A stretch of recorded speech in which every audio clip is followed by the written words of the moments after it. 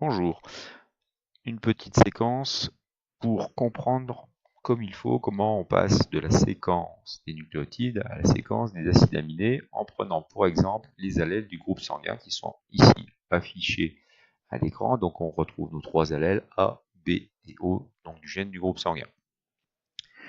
Ces allèles, qui sont donc des séquences de nucléotides, je vais retrouver les protéines qui correspondent. Alors pour cela, Anagène permet, grâce ici à l'icône convertir les séquences, de passer directement en protéines.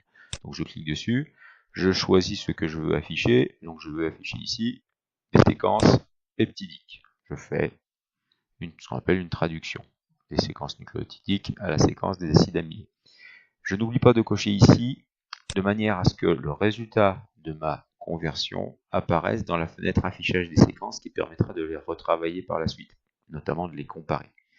Ok, donc voici ici donc mes trois protéines qui sont collées chacune par l'allèle qui lui correspond. Protéine, donc l'enzyme A, l'enzyme B et l'enzyme O.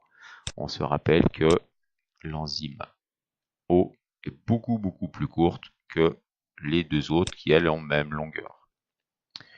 Alors, on se rappelle aussi que si on veut la position des différences, il ne faut pas oublier de changer l'échelle de numérotation. Ici en noir, c'est la numérotation en nucléotides. Pour avoir la numérotation, la graduation en acides aminés, on clique dessus, on obtient donc ici la graduation bleue qui me permet de me dire que jusqu'à le 116e acide aminé, il n'y a pas de souci. Par contre, il n'y en a plus après. Donc il n'y a pas de 117 jusqu'à la fin. Alors, on va essayer de comprendre un petit peu maintenant pourquoi. Alors, on va réfléchir et raisonner uniquement sur A et O. Alors, A et O, je vais les comparer. Alors, on se rappelle que le logiciel offre le choix entre deux types de comparaison. La comparaison simple et la comparaison par alignement. Pour choisir, ne pas oublier d'aller voir tout à la fin la longueur des séquences. Ici, on voit que A et O n'ont pas même longueur. On va donc choisir une comparaison par alignement avec discontinuité. Ce qui nous permet de voir qu'il y a une délétion sur ce nucléotide-là, en position 257. On voit que cette délétion correspond pas du tout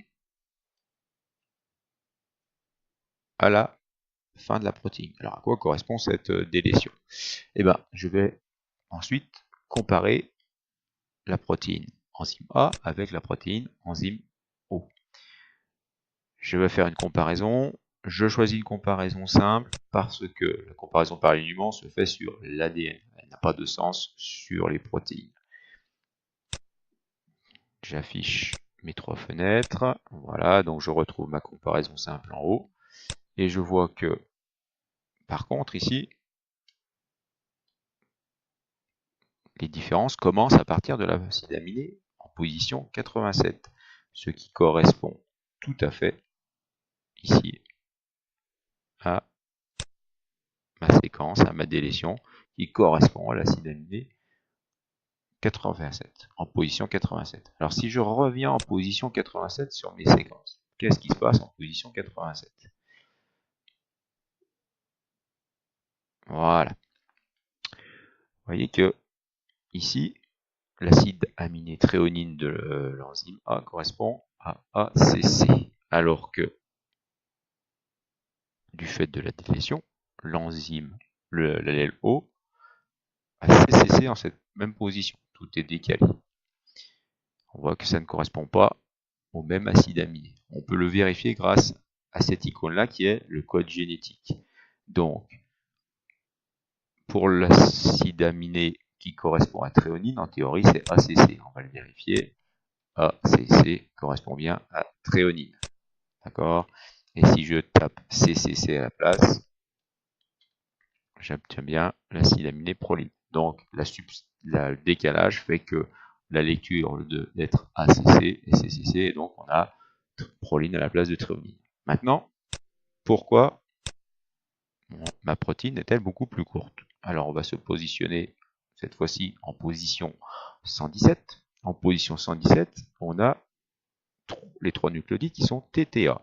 Alors TTA, si je les convertis en ARN, on a UUA, ce qui correspond bien à l'acide aminé, le leucine, qu'on a sur l'enzyme A. Par contre, du fait du décalage, au lieu d'avoir TTA, on a TAA. TAA, ce qui donne en ARN UAA.